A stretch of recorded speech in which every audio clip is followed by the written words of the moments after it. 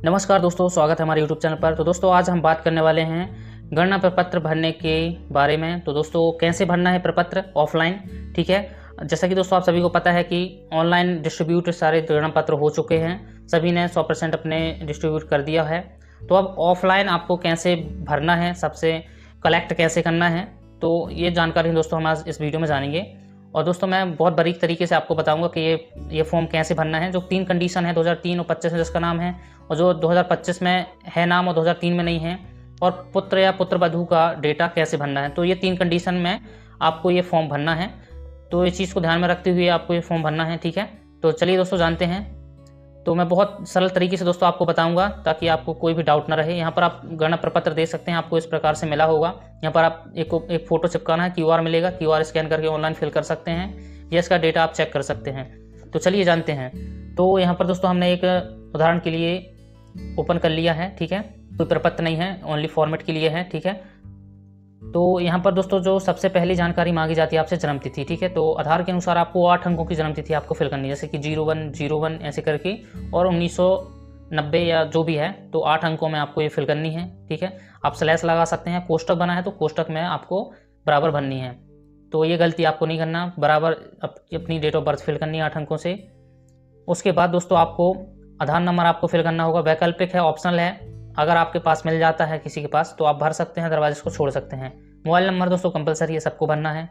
Then यहाँ पर पिता या अभिभावक का नाम, तो आपको अपने पिताजी का नाम फिल करना है यहाँ पर, और उनका एपिक नंबर पूछा जाता है।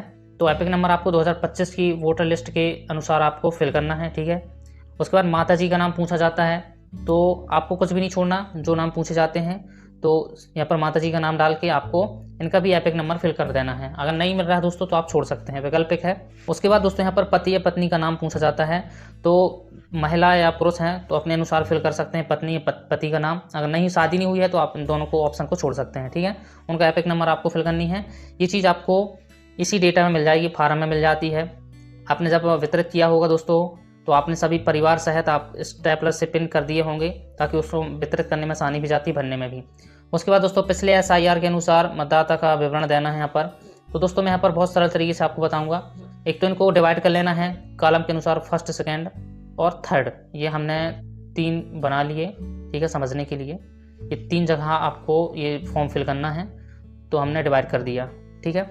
अब आसान हो जाएगा दोस्तों इसमें समझना ऐसे कि जिसका नाम 2003 मतदाता सूची में है और 2025 की मतदाता सूची में है, तो उनको कौन कौन से नंबर के ये कॉलम फिल करने हैं।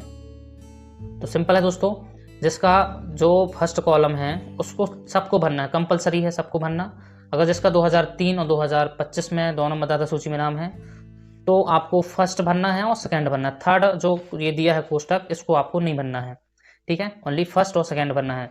फर्स्ट तो सबको भरना है, इसमें थोड़ा रहता है, तो इसमें 2003 और 2025 में जिसका नाम है तो सेकंड ऑप्शन भरना है, थर्ड आपको नहीं भरना, इसको छोड़ देना। कई लोग ये गलती कर रहे हैं, सभी ऑप्शन भरे पड़े हैं, ऐसा नहीं करना है। तो थर्ड सेकंड ऑप्शन में क्या भरना है दोस्तों, तो हमने अपनी जानकारी यहाँ पर फिल कर दी। जो प्रपत्र में जो जानकारी थी वो जानकारी ऊपर आपको भर देनी है। उसके बाद यहाँ पर जो सेकंड ऑप्शन में दोस्तों आपका अगर 2003 में नाम है तो आपको 2003 के अनुसार ये जानकारी फिल करनी है, ठीक है। यहाँ पर मतदाता का नाम पूछा जाता है तो 2003 के अनुसार आपको फिल करनी है, और एपिक नंबर पूछा जाता है तो वही आपको 2003 का फिल करना है। उसके बाद रिश्तेदार का नाम में दोस्तों आपको पिताजी का नाम फिल करना है, और रिश्तेदार से रिश्ता तो आपको पिता यहाँ पर लिख देना है, ठीक है। उसके बाद दोस्तों जिला, 2003 में जो जिला था वो जिला आपको यहाँ पर भरना है, ठीक है। उसके बाद राज्य का नाम और विधानसभा का क्षेत्र नाम, ये सारी चीज़ें आपको फिल करनी है। बहुत ही आसान तरीके से आप फिल कर सकते हैं। उसके बाद दोस्तों आपको 2003 का डेटा यहाँ पर क्रमांक देना है, जैसे कि विधानसभा क्रमांक, उसके बाद भाग संख्या और सरल क्रमांक, ये 3 चीज़ आपको इस प्रकार से दोस्तों ये जानकारी आपको फिल करनी है। तीनों चीज़, भाग संख्या, सरल क्रमांक और विधानसभा का क्रमांक, ये चीज़ आपको 2003 की मतदाता सूची मिल जाती है, ठीक है। तो हमने समझा दोस्तों कि 2003 और 2025 मतदाता सूची में जिसका नाम है तो फर्स्ट और सेकेंड ऑप्शन आपको फिल करना है। थर्ड वाला ऑप्शन जो दिया है फिल करने वाला, ये आपको नहीं भरना है, ठीक है। ये तो होगा दोस्तों फर्स्ट वाला कंडीशन, जो फर्स्ट कंडीशन है। उसके बाद दोस्तों हम यहाँ पर आगे समझते हैं कि जिसका 2025 में नाम है और 2003 की वोटर मतदाता सूची में नहीं है। मैंने इसको ओपन किया है, यहाँ पर 3 हमने कॉलम दे दिए है नंबरिंग, फर्स्ट, सेकेंड, थर्ड। तो इसके माध्यम से हम दोस्तों समझेंगे।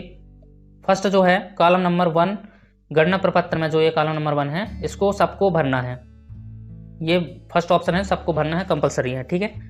उसके बाद दोस्तों सेकंड दिया है, यदि मतदाता का नाम वर्तमान मतदाता सूची 2025 में है और पिछले SIR सूची 2003 में भी नाम है तो 1 व 2 कॉलम भरा जाएगा, 3 को नहीं भरा जाएगा, ठीक है। ये भी क्लियर होगा दोस्तों, जैसे कि मैंने अभी बताया अच्छे से। तो जिसका 2003 और 2025 दोनों में नाम है तो फर्स्ट और सेकंड भरना है, थर्ड आपको नहीं भरना, ठीक है। उसके बाद तीसरा है, यदि मतदाता का नाम वर्तमान मतदाता सूची 2025 में है और पिछले SIR सूची 2003 में नहीं है तो कॉलम 2 नहीं भरना है। और कॉलम 3 में यदि SIR 2003 में उसके माता या पिता का डेटा मिलता है, विवरण मिलता है तो भरा जाना है। तो सिंपल है दोस्तों। अब जिसका जैसे कि 40 से कम उम्र के जितने भी हैं उनका तो 2003 में नाम होगा नहीं, तो सिंपल है, आपको फर्स्ट ऑप्शन भरना है, सेकंड आपको नहीं फिल करना, थर्ड आपको फिल करना है। थर्ड में उसकी जानकारी आपको फिल करनी है, जैसे कि हमारा नहीं है तो हम अपने माता पिता की जानकारी 2003 का डेटा यहाँ पर फिल कर सकते हैं, तो ये चीज़ का ज़रूर ध्यान रखें। तो 2025 में जिसका नाम है 2003 में नहीं है तो उसको फर्स्ट और थर्ड ऑप्शन फिल करना है। चौथा है, यदि बहू या पुत्र वधू है तो उस स्थिति में कॉलम 3 में केवल उसके माता या पिता का पिछले SIR सूची का विवरण भरा जाना है। यदि विवरण उपलब्ध ना हो तो कॉलम को न भरें। तो ये भी सेम है, मतलब जो बहू हैं और पुत्र वधू हैं उनका भी डेटा दोस्तों फर्स्ट तो भरा ही जाएगा और थर्ड भरा जाएगा, सेकंड आपको नहीं भरना। तो जो 3 कंडीशन है, एक कंडीशन में दोस्तों सेकंड भरा जाएगा, बाकी 2 कंडीशन में फर्स्ट और थर्ड भरा जाएगा, तो इस चीज़ का ज़रूर ध्यान रखें। तो जो बहू हैं और पुत्र वधू हैं तो उनका डेटा दोस्तों जो हम मैपिंग कर रहे थे वही यहाँ पर आपको उसी प्रकार से फिल करना है। उनके माता पिता का नाम और विधानसभा क्रमांक और सरल क्रमांक और मतदान क्रमांक, ये सारी चीज़ें उन्हीं का डेटा भरना है, ठीक है। महिलाओं के लिए दोस्तों मैं यहाँ पर बता दूं, अगर कुछ भी यहाँ पर माता पिता विभाग का नाम ऑप्शन आता है तो महिलाओं का उनके माता पिता ही का नाम भरना है, ना कि पति का और ना सास ससुर का। ये चीज़ का जरूर ध्यान में रखें, ठीक है। तो दोस्तों ऑफलाइन फॉर्म भरने के बाद, कलेक्ट करने के बाद इसको ऑनलाइन भी करना है। तो ऑनलाइन कैसे करेंगे दोस्तों मैं नेक्स्ट वीडियो में बताऊँगा बहुत ही आसान तरीके से। तो फिलहाल सभी लोग जितने भी BL हों सब अपने अपने तरीके से दोस्तों लगे हुए हैं कि कैसे फॉर्म फिल करना है, कैसे ऑफलाइन वितरित करना है, डिस्ट्रीब्यूट करना है, कलेक्ट करना है। तो दोस्तों इसके बाद जब आपके कलेक्ट हो जाते हैं तो आप जाके बैठ के ये सारी चीज़ें फिल कर सकते हैं ऑनलाइन अपने मोबाइल से, इस QR स्कैन करके। तो दोस्तों वीडियो पसंद है वीडियो को लाइक कमेंट शेयर करना न भूलें। मिलते हैं नेक्स्ट वीडियो में।